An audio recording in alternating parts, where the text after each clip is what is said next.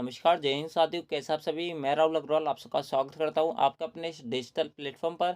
दोस्तों, आज की क्लास आप सबके लिए यहाँ पर बेहद ही खास होने वाली है। अगर आपका आरसीईटी का इस बार का एग्जाम है, जी हाँ दोस्तों, क्योंकि आज की इस क्लास से आपके यहाँ पर आरसीईटी की बहुत सारे क्वेश्चन आपको अपने पेपर के अंदर हुबहू देखने को मिलेंगे। तो बिना किसी तरह के इस क्लास को स्टार्ट करता है। एंड दोस्तों, इस क्लास को मैं स्टार्ट करूँ इससे पहले सभी भाई बहन इस वीडियो को सबसे पहले लाइक कर दें। उसके बाद में इस क्लास को यहाँ पर कंटिन्यू करें, ठीक है। तो चलते हैं आपके सबसे पहले क्वेश्चन पर। सबसे पहला क्वेश्चन आपसे यहाँ पर क्या बोल रहा है? सबसे पहला क्वेश्चन आपसे बोला जा रहा है कि दस्तावेज में पृष्ठ संख्या को किस स्थान पर जोड़ा जा सकता है। यानी कि अगर आप अपने डॉक्यूमेंट के अंदर ब्लैंक पेज जोड़ना चाहते हो तो किस प्रकार से जोड़ सकते हो, वो आपसे यहाँ पर पूछा रहा है। सबसे पहला ऑप्शन रखा है वो आपको रखा है केवल शीर्षलेख से, उसके अंदर रखा है केवल पादलेख से, उसके अंदर रखा है शीर्षलेख और पादलेख दोनों से, उसके अंदर रखा है इनमें से कोई नहीं। दोस्तों, मैं आपको बता दूं इसका जो करेक्ट आंसर होगा ना, वो होगा आपका यहाँ पर ऑप्शन सी। क्या होगा? ऑप्शन सी, शीर्षलेख और पादलेख दोनों से आप जो है यहाँ पर डॉक्यूमेंट के अंदर ब्लैंक पेज यहाँ पर जोड़ सकते हो। इस बात को आप यहाँ पर याद रखें। चलता है अगले क्वेश्चन पर। अगला क्वेश्चन आपसे पर क्या बोल रहा है? अगला क्वेश्चन आपसे बोल रहा है कि निम्नलिखित में से किस माउस तकनीक का उपयोग कर किसी वस्तु की प्रॉपर्टीज तक पहुंचने के लिए किया जाता है। यानी कि माउस के अंदर ऐसा कौन सा बटन दे रखा होता है जिसके माध्यम से आप जैसे उसको क्लिक करोगे उसके अंदर में आप जो है किसी वस्तु की यहाँ पर प्रॉपर्टीज तक पहुंच जाओगे। कहाँ तक पहुंच जाओगे? प्रॉपर्टीज तक पहुंच जाओगे। यानी कि उस वस्तु के डिटेल्स के बारे में, यानी कि उस सॉफ्टवेयर या उस फाइल की डिटेल के बारे में पहुंच जाओगे। आप यहाँ पर पूछा रहा है। सबसे पहला ऑप्शन रखा है वो आपको रखा है ड्रैग। नहीं, आप इससे यहाँ पर किसी भी फाइल के किसी भी सॉफ्टवेयर के यहाँ पर कहाँ तक नहीं पहुंच सकते, प्रॉपर्टीज तक नहीं पहुंच सकते। इस बात को ध्यान रखना। ड्रॉप भी इसका करेक्ट होगा, लेकिन दोस्तों राइट क्लिक वाला जो होगा ना करेक्ट आंसर होगा। आपको पता होगा कि माउस के अंदर टोटल 3 बटन आते हैं। एक आता है आपका लेफ्ट क्लिक, उसके अंदर आता है आपका यहाँ पर स्क्रॉल, उसके अंदर आता है आपका यहाँ पर राइट क्लिक।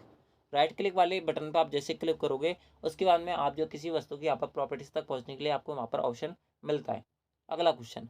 अगला क्वेश्चन आपसे बोल रहा है कि MS एक्सेल 2010 में निम्नलिखित में से कौन सा आज की तारीख को दिनांक प्रारूप, यानी कि जो डेट फॉर्मेट होता है ना, उसके रूप में प्रदान करता है, वो आपसे पूछा रहा है। दोस्तों, मैं आपको बता दूं, अगर आप MS एक्सेल 2010 के अंदर अपनी डेट को अपने कंप्यूटर के अंदर अकॉर्डिंग क्या करना चाहते हो, इंसर्ट करना चाहते हो, जैसे आपके कंप्यूटर के अंदर ये मान लो कि 7/18/2019 ये डेट लिखी हुई है। दोस्तों, वैसे डेट गलत लिखी हुई है क्योंकि 7/12 हो सकता है मैक्सिमम, ठीक है। तो ये आपके यहाँ पर इस प्रकार से डेट होगी। अगर आपकी मान लो कि ये डेट आपके कंप्यूटर में अभी वर्तमान में है और आप इसे यहाँ पर इंसर्ट कराना चाहते हो तो किस प्रकार से करा सकते हो, वो आपसे पूछा रहा है। दोस्तों, आपको इसके लिए यहाँ पर फॉर्मूला लगाना पड़ता है। वो आपका लगाना पड़ता है बी, यानी कि ऑप्शन बी जो होगा वो करेक्ट आंसर होगा। इसका आंसर होगा बराबर today bracket open bracket close. ये आपको यहाँ पर फॉर्मूला लगाना है। उसके बाद में आपके कंप्यूटर के अंदर जो भी डेट चल रही होती है वो आपके जो शीट होती है ना उसके अंदर क्या हो जाती है, इंसर्ट हो जाती है। इस बात को आप यहाँ पर याद रखें। यानी कि ऑप्शन जो बी होगा ना वो करेक्ट आंसर होगा, ठीक है।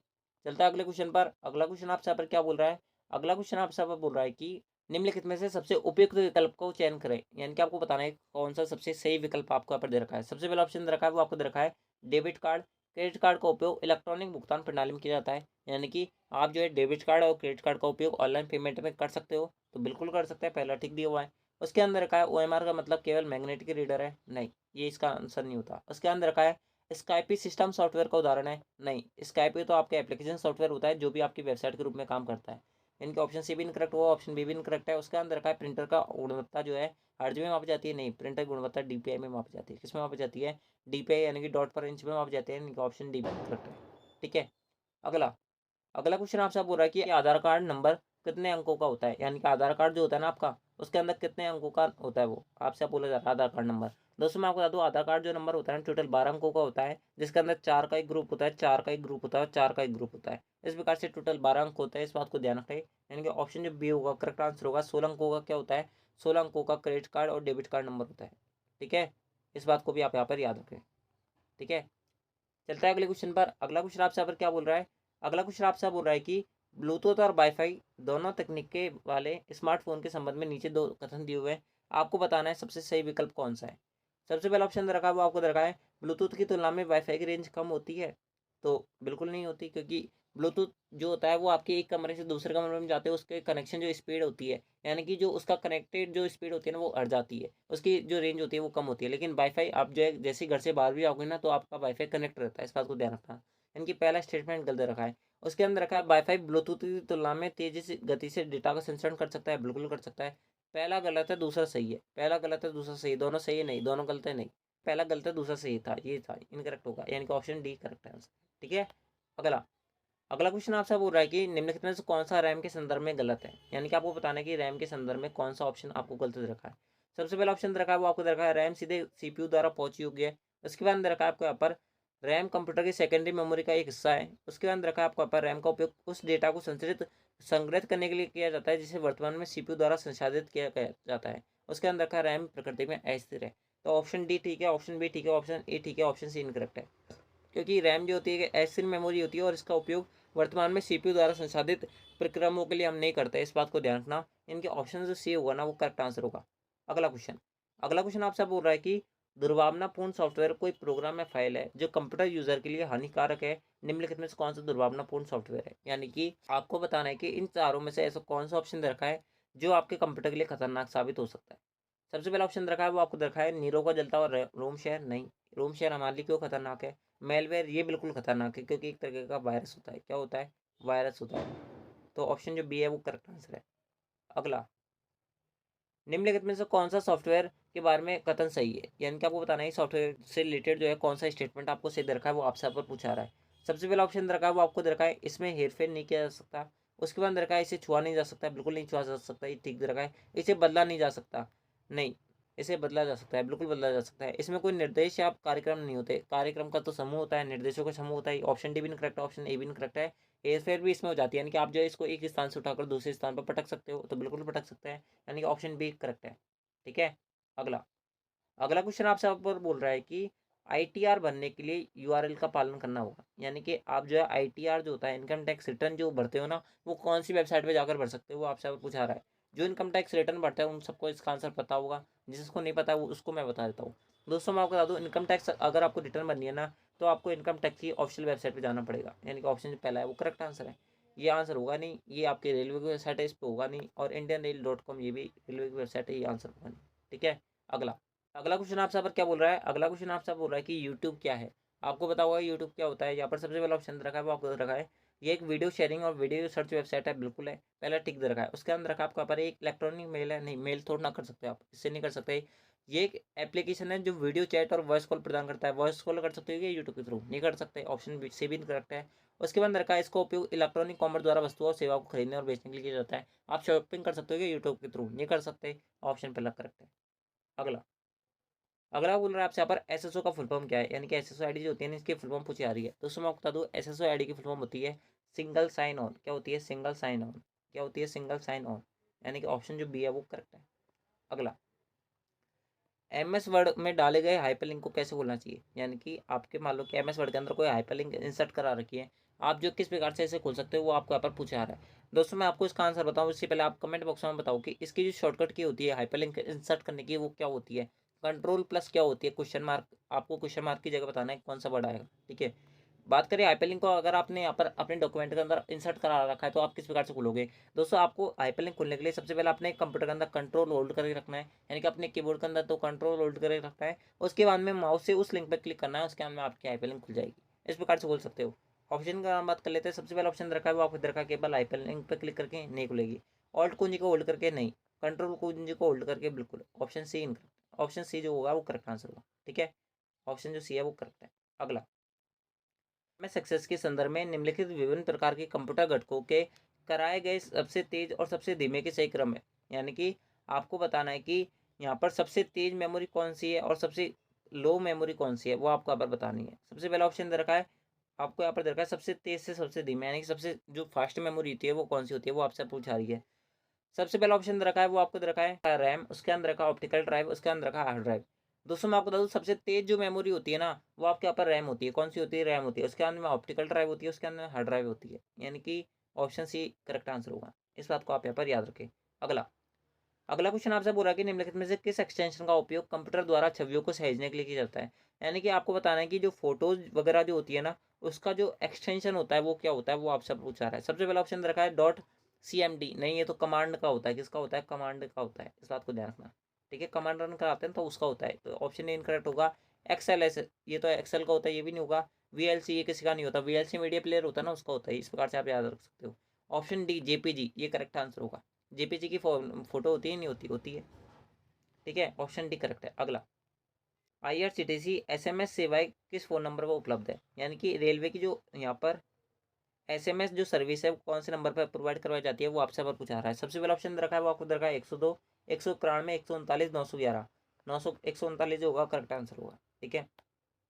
अगला अगला आपसे अब बोल रहा है कि नीचे दी गई तालिका में MS वर्ड 2010 के संबंध में सही मिलान का विकल्प का आपको यहाँ पर चयन करना है। यानी कि आपको ये आपको यहाँ पर 2 तालिका दे रखे, 2 आपको यहाँ पर टेबल दे रखे, आपको इनको मिलाना है कौन सी शॉर्टकट की किसकी होती है।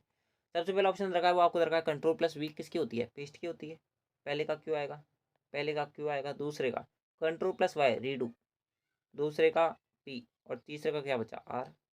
QPR ये सीक्वेंस है, QPR नहीं है, QPR इसमें ऑप्शन भी करेक्ट है। अगला MS एक्सेल 2010 में रिबन को छोटा करने के लिए निम्नलिखित में से किस विधि का उपयोग किया जाता है। MS एक्सेल में जो आपका रिबन होता है ना, उसको छोटा करने के लिए हम किसका इस्तेमाल करते हैं, वो आपसे पूछा रहा है।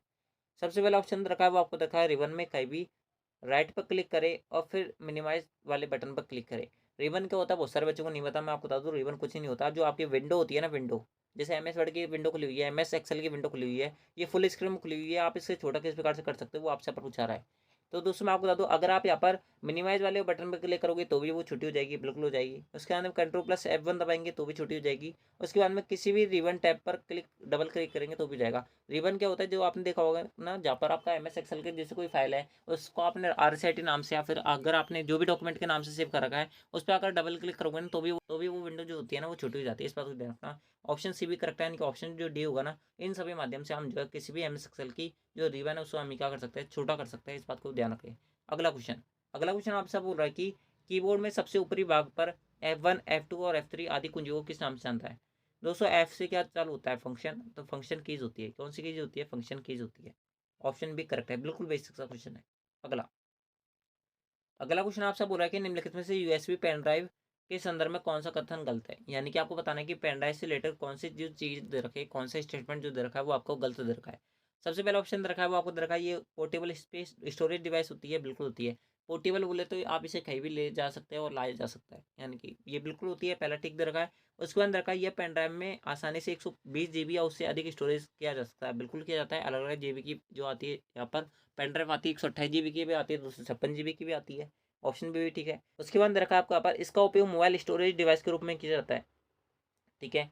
तो ये बिल्कुल किया जाता है, मोबाइल स्टोरेज डिवाइस के रूप में भी हम कर सकते हैं। मोबाइल का जो डाटा होता है वो हम इसमें बैकअप के रूप में रख लेते हैं। उसके अंदर का ये एक अस्थिर उपकरण है, नहीं ये एक स्थिर उपकरण है, इसके अंदर से डेटा उठता नहीं है। इनका ऑप्शन डी करेक्ट है।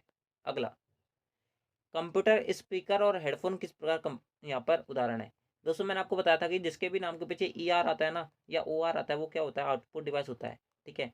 तो दोस्तों स्पीकर के नाम के पीछे क्या आ रहा है, ER आ रहा है, तो क्या होगा, output device. Output device correct है, ऑप्शन ए करेक्ट है। अगला अगला क्वेश्चन आपसे बोल रहा है कि राजस्थान की राजधारा E-गवर्नेंस पहले के संबंध में सही विकल्प चुना है, यानी कि राजधारा क्या होती है वो आपसे पूछा रहा है। सबसे पहला ऑप्शन रखा है राजस्थान क्लाउड होती है, बिल्कुल नहीं होती। अगला राजस्थान नेटवर्क होती है, नहीं होती। राजस्थान GISS DSS होती है, बिल्कुल होती है। ऑप्शन सी करेक्ट है, रटना पड़ेगा ये क्वेश्चन। आपसे यहाँ पर मिलान के अंदर पूछ लेता है ये ऑप्शन, ठीक है। इस क्वेश्चन को ध्यान रखना, आपसे पूछा सकता है इस बार के एग्जाम के अंदर। क्वेश्चन आपसे क्या बोल रहा है, अगला क्वेश्चन आपसे बोल रहा है कि एक प्रभावी प्रस्तुतिकरण बनाने के लिए सबसे उपयुक्त विकल्प का आपको चयन करना है। यानी कि आप जो एक इफेक्टिव प्रेजेंटेशन बनाना चाहते हो, एक अच्छी प्रेजेंटेशन बनाना चाहते हो तो किस प्रकार से करा सकते हो। सबसे पहला ऑप्शन रखा है वो आपको रखा है अपनी प्रस्तुति में हमेशा वर्तनी और व्याकरण की जांच करें, बिल्कुल आपको सब कुछ सही लिखना चाहिए, बिल्कुल करना चाहिए। अगला ऑप्शन दे रखा है, मतलब आपको दे रखा है उपयुक्त फॉन्ट आकार का उपयोग करें ताकि दर्शक आपकी स्लाइड से दूर से ही पढ़ सके, यानी कि ठीक ठाक साइज का फॉन्ट आपको यूज़ करना चाहिए ताकि दूर से भी जो उसको देखे प्रेजेंटेशन को, उसको भी अच्छा लगे, उसको पढ़ने में आ जाए, तो बिल्कुल ठीक है। उसके अंदर का पाठ को सरल रखें और बुलेट बिंदु या छोटे वाक्यों का प्रयोग करें, बिल्कुल। आप ऐसे नहीं निबंध लिख दो उसमें, किसमें, पावर पॉइंट प्रेजेंटेशन में नहीं, आपको पॉइंट टू पॉइंट आपकी सारी चीज़ें क्लियर करानी चाहिए, तो बिल्कुल करानी चाहिए, यानी कि ऑप्शन डी। ये सभी हम जो है इनका इस्तेमाल करके हम जो अपनी पावर पॉइंट प्रेजेंटेशन को क्या बना सकते हैं, एक इफेक्टिव प्रेजेंटेशन बना सकते हैं। अगला क्वेश्चन अगला क्वेश्चन आपसे बोल रहा है कि आपको दो यहाँ पर सारणी दे रखी है, आपको मिलान करना है। इनपुट डिवाइस, आउटपुट डिवाइस और भंडारण उपकरण। दोस्तों मैंने आपको बताया था आउटपुट डिवाइस के नाम के पीछे ER और OR आता है। किस में आ रहा है, मॉनिटर में आ रहा है, तो बिल्कुल आ रहा है। दूसरे का आ रहेगा, दूसरे का R किस में, पहले में नहीं है, इसमें भी नहीं है, तो ये दोनों आंसर हो सकते हैं। आप बात कर लेते हैं भंडारण उपकरण, यानी कि स्टोरेज डिवाइसेस। स्टोर किस में कर सकते हो, हार्ड ड्राइव में कर सकते हो, नहीं कर सकते, बिल्कुल करा सकते हैं। तीसरे का क्यों आएगा, तीसरे का क्यों किस में, इसमें नहीं है। ऑप्शन बी इनकरेक्ट है, ऑप्शन ए भी इनकरेक्ट है, ऑप्शन सी इनकरेक्ट है, ऑप्शन डी करेक्ट है, ठीक है। अगला अगला क्वेश्चन आपसे यहाँ पर क्या बोल रहा है, अगला क्वेश्चन आपसे बोल रहा है कि डॉट पर इंच क्या मापता है, यानी कि DPI में हम किस चीज़ को मापता है, वो आपसे यहाँ पर पूछा रहा है। दोस्तों मैं आपको बता दूँ DPI जो होता है ना, इसके अंदर हम किसको मापते हैं, प्रिंटर की गुणवत्ता को नापते हैं। इस बात को शायद मैं आपको यहाँ पर दूसरी तीसरी बार बता रहा हूँ, आई थिंक। प्रिंटर की गुणवत्ता को नापता है, बिट्स की संख्या को नापता है कि नहीं, कंप्यूटर स्क्रीन के पिक्सल का घनत्व नापता है कि नहीं, अगला, डिस्क पर बिट्स का घनत्व नापता है कि नहीं। हार्ड डिस्क पर संग्रहित फाइलों का घनत्व नापता है कि नहीं। दोस्तों आपको यहाँ पर DPI डॉट पर इंच के अंदर हम जो है यहाँ पर प्रिंटर गुणवत्ता नापते हैं, इस बात को ध्यान रखना। आप जो है यहाँ पर ऑप्शन ई के अंदर लगा सकते हो इसको, क्योंकि ऑप्शन मेरे को लगता नहीं है ऑप्शन ए और बी के अंदर दिया हुआ था। ठीक है, हाँ ठीक है, मैंने से बता रहा हूँ आपको DPI के अंदर क्या मापता है, प्रिंटर की गुणवत्ता नापता है। ठीक है, अगला क्वेश्चन आपसे बोल रहा है कि MS एक्सेल 2010 में यदि आप किसी विशेष सेल में कोई फॉर्मूला लागू करते हैं और परिणाम जो है यानी कि रिजल्टेंट जो वैल्यू है वो हैज़ प्रतिशत होती है, तो उसका क्या मतलब होता है, वो आपसे आप पूछा रहा है। दोस्तों मैं आपको बता दूं, इसका मतलब ये होता है कि आपकी जो सेल की सामग्री है ना, यानी कि जो सेल में जो रिजल्टेंट वैल्यू आएगी वो बहुत बड़ी है और आपकी सेल बहुत छोटी है, तो उसको क्या करना चाहिए, बड़ा करना चाहिए, तब वो सही दिखाई देगी। मतलब क्या हुआ कि आप सूत्र को सूत्र पट्टे में नहीं डाल सकते, बिल्कुल नहीं डाल सकते, यानी कि पहला ऑप्शन इनकरेक्ट दे रखा है। उसके अंदर रखा है सूत्र का परिणाम सेल में प्रदर्शित करने के लिए बहुत बड़ा है। बिल्कुल आपकी जो सेल है ना वो छोटी पड़ रही है उस रिजल्ट को यहाँ पर शो करने के लिए। बिल्कुल इसका आंसर इसलिए आपके क्या शो करता है, हैज़ शो करता है। इस बात को आप यहाँ पर याद रखें, यानी कि ऑप्शन बी करेक्ट है। अगला क्वेश्चन, दोस्तों अगला क्वेश्चन आपसे यहाँ पर क्या पूछा जा रहा है, अगला क्वेश्चन के अंदर आपसे यहाँ पर पूछा जा रहा है कि MS एक्सेल की तुलना में ऑपरेटरों के से उदाहरण है। यानी कि MS एक्सेल के अंदर कौन कौन से जो साइंस है वो आप यहाँ पर इसके अंदर इस्तेमाल करते हो, कौन कौन से सिंबल्स का आप इसके अंदर इस्तेमाल करते हो, वो आपसे पूछा रहा है। सबसे पहला ऑप्शन रखा है वो आपको रखा है A1 B10 C12 D1। नहीं, ये तो सेल्स के नंबर होता है, एड्रेस होता है, ये करेक्ट आंसर नहीं होगा। उसके बाद रखा है 1D, नहीं ये भी नहीं करेक्ट है। प्लस का आप इस्तेमाल करते हो, माइनस का इस्तेमाल करते हो, स्टार का इस्तेमाल करते हो, यहाँ पर भाग का भी इस्तेमाल करते हो, लेकिन ऑपरेटर की तरह काम नहीं करते, बिल्कुल नहीं काम करते। लेकिन दोस्तों आपका जो ऑप्शन डी होगा ना करेक्ट आंसर होगा। क्यों? क्योंकि आपका लेस देन इक्वल्स टू ये क्या होता है, ये आपके यहाँ पर एक तरीके से सिंबल्स की तरह काम करता है, इस बात को आप यहाँ पर याद रखना। इनकी ऑपरेटर की तरह काम करता है, इसलिए ऑप्शन जो डी होगा ना वो करेक्ट आंसर होगा इसका। अगला अगला क्वेश्चन आपसे बोला कि इनबॉक्स में हटाए गए ईमेल खालिस्तान पाए जाते हैं। यानी कि अगर आपके पास इनबॉक्स के अंदर आपके पास मान लो कोई ईमेल है, आपने इसको हटा दिया, तो ये कहाँ पर जाके स्टोर होगा, वो आपसे आप पूछा रहा है। सबसे पहला ऑप्शन रखा है वो आपको दरकार ट्रैश, करेक्ट आंसर होगा। ठीक है, ट्रैश यानी कि जो कूड़ादान होता है ना उसके अंदर, तो यहाँ पर स्टोर होता है, बिल्कुल होता है। अगला अगला क्वेश्चन आपसे बोला कि निम्नलिखित भंडारण रैंक में सबसे छोटी और सबसे बड़ी से सबसे छोटी संख्या तक का सही क्रम लगाना है। यानी कि आपको सबसे पहले सबसे बड़ी बतानी है, उसके बाद में सबसे छोटी जो स्टोरेज डिवाइस है वो आपको बताना है, इनकी स्टोरेज यूनिट है वो आपको बतानी है। सबसे पहला ऑप्शन रखा है वो आपको दे रखा है 1500 MB, ये 1500 MB दे रखा है। 5 KB दे रखा है। 1 GB बराबर 1024 MB। ठीक है, और 2 TB यानी कि 2048 MB। ठीक है, तो आप बताओ कौन सबसे बड़ा है। सबसे बड़ा आपका यहाँ पर चौथा है। क्या है? चौथा सबसे बड़ा है। चौथा में स्टार्टिंग कौन सा है? बी नहीं हो सकता, सी नहीं हो सकता, चौथा हो सकता है। चौथा है, उसके बाद में पहला है, उसके बाद में तीसरा है। चौथा पहला तीसरा, यानी कि ऑप्शन जो ए है ना वो करेक्ट आंसर है।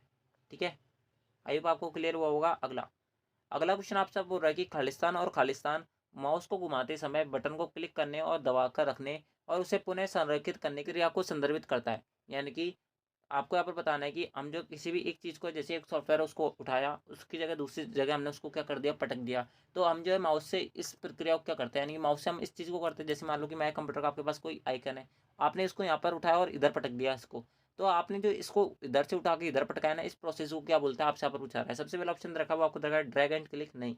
ड्रॉप एंड ड्रैग, नहीं। सबसे पहले ऑप्शन बोलता है ऑप्शन सी जो होगा करेक्ट आंसर होगा। हम सबसे पहले उसको ड्रैग करते हैं, यानी कि उसको लेके आता है, उसके बाद में ड्रॉप कर देते हैं, यानी कि उसको पटक देते हैं, यानी कि छोड़ देते हैं। ये प्रक्रिया क्या कहलाती है? ड्रैग एंड ड्रॉप कहलाती है, यानी कि ऑप्शन जो सी होगा वो करेक्ट आंसर होगा। अगला अगला क्वेश्चन आपसे बोल रहा है कि फोटो सेंसिटिव ड्रम की सतह पर लेजर बीम को विक्षेपित करने के लिए किस कंप्यूटर का मुद्रण किया जाता है? आपसे पूछा रहा है। सबसे पहला ऑप्शन रखा है वो आपको रखा है डॉट मैट्रिक्स, उसके अंदर का लेजर प्रिंटर, करेक्ट आंसर होगा। ऑप्शन बी करेक्ट है। दोस्तों आपको डायरेक्ट याद रखना पड़ेगा, इसका मैं क्या करूँ, क्योंकि ये जो क्वेश्चन होते हैं ना ये आपको ऊपर डायरेक्ट याद रखने पड़ेंगे और आपसे इस बार के एग्जाम के लिए मोस्ट इंपोर्टेंट क्वेश्चन है, इस बात को आप यहाँ पर याद रखें। एंड दोस्तों अगला क्वेश्चन मैं आपको बताऊँ इससे पहले, अगर किसी बार अब तक वीडियो को लाइक नहीं किया तो वीडियो को लाइक कर देना, चैनल को सब्सक्राइब कर लेना, क्योंकि आप सबके लिए सब कुछ किया जा रहा है, हमारे लिए इसके अंदर कुछ भी नहीं है, इस बात को आप यहाँ पर याद रखें। एंड दोस्तों PDF जो है आपको टेलीग्राम चैनल से मिलेगी।